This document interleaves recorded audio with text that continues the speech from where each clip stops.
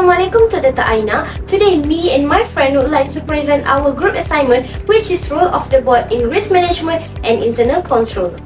Our group have chosen Aziata Group Berhad, which is Celcom, and DG.com Berhad for this topic. Before I continue with this presentation, I would like to introduce my group members, which consists of 4 members. My name is NURAINI binti AZRI, and my metric number is 1212696. And my group members are Aqilah binti AZHAR 1212689, MOHD bin TAJUDEN 1212711, and lastly RIZWAN NASUTION bin IDRIS 1212761. For today, me, NURAINI binti AZRI 1212696 and RIZWAN NASUTION bin IDRIS 1212761 will be the representative for our group presentation. First of all, before we go any further, I would like to explain a little bit about Celcom and DG. Starting with Celcom, Celcom Malaysia Sedang Berhad was established in 1988 and is based in Kuala Lumpur. Celcom Asia Berhad changed its name from Celcom Malaysia Berhad in December 2009, and Celcom right now is one of the leading providers of telecommunication services in Malaysia. And currently, their primary business is prepaid and postpaid mobile voice services. And next, I would like to share a little bit about DG. DG Telecommunications Sedang Berhad was established on May 24, 1995 in Shah Alam, Malaysia.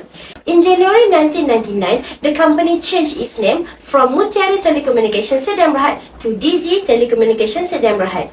And DG is the first telecommunications company in Malaysia to establish a fully digital cellular network. And currently, DG offers a wide range of mobile communication services. Aziata Group Berhad and DG Telecommunications Sedang Berhad have formally announced the successful completion of Celcom and DG's merger after securing shareholders' approvals. The proposed merger would create Asia's largest telecoms corporation with a combined stake of 67% of mobile subscribers and 58% of revenue. However, DG and Celcom attempted to merge twice but failed at the first time and success for the second time. After analyzing the chosen article about the merger of Celcom and DG, we find that there are several relationships between corporate governance practices that apply by both companies, which is Principle A, Board Leadership and Effectiveness, and Principle B, Effective Audit and Risk Management. For Principle A, we find there is relation between board responsibility regarding this topic.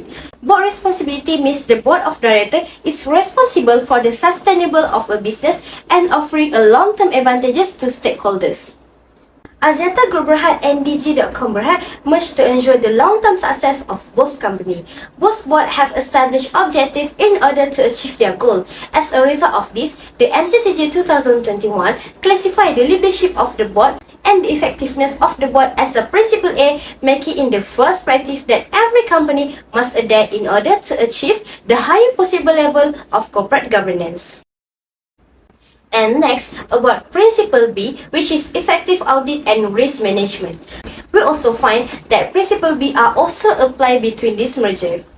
Effective risk management and internal control are critical components of a company's governance, management, and operations. Internal control exists in countering threats and taking advantage of opportunities, where risk management focuses on identifying threats and opportunities. Aziata Group Berhad and DG.com Berhad have determined the company's level of risk tolerance and actively identify, assess, and monitor key business risks to protect shareholders' investment in the company's asset and control framework. And also, they took the risk of integrating Celcom and DG. And that's all from me, and I will pass to RIZWAN back. Now, let's look to the issue involved in the first merger attempt. As previously stated, the first merger attempt was cancelled on 6 September 2019 due to the several kinds of issues. The first issue is the complexity of the proposal, due to the fact that the transaction and proposals are too complex and there are still a few matters that require decision and consent. Aziata Group Berhad, the owner of the Celcom, and Telenet ESA, the owner of DG, have therefore decided to stop discussing in the planned non-cash combination of their Asian telecommunications and infrastructure assets. while the second issue is declining in the DG's prepaid revenue and subscriber. Why? Because DG prepaid subscriber base decreased due to a combination of factors including a decline in voice revenue, price competition for prepaid data plans, and a reduction in mobile termination rates.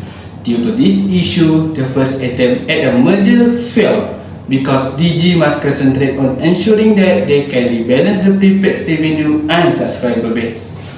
The third issue is about regarding employee concerns. As we know, mergers and acquisition result in the employment losses. This is primarily due to the redundant operation and efforts to increase efficiency. Although both Celcom and DG state that there will be no layoff, both companies will have had to eradicate redundant function across their operation. Consequently, this is an additional issue that has arisen and the reason why the initial merger attempt failed. Now, the last issue is 5G is a key risk factor. Why? Because as a result of spectrum prices that are larger than anticipated and associated capital expenditures with 5G, it poses a significant vulnerability risk for both Celcom and DG, who are both participants in the project. Therefore, it becomes one of the factors that caused the failure of the first attempt to merge Celcom and DG due to the preparations that needed to be made in order to provide 5G services. Next, moving on to the recommendation to overcome the issue involved in the first merger attempt. As previously issue state, Celcom and DG failed at their first merger attempt due to the complexity of the proposal. So, because of that, the Board of Directors in Risk Management and Internal Control suggests that Celcom and DG provide a simplified version of proposal. This means that merger proposal between Celcom and DG must be simple and straightforward. This means a simple proposal is easy to read and understand.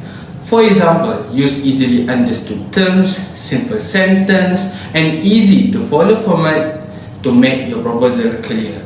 And importantly, in the proposal, just clearly state the project merger, including the timeline, budget, objectives, and goals. A project proposal should summarize project facts and sell the idea so that stakeholders are motivated to participate in the initiatives.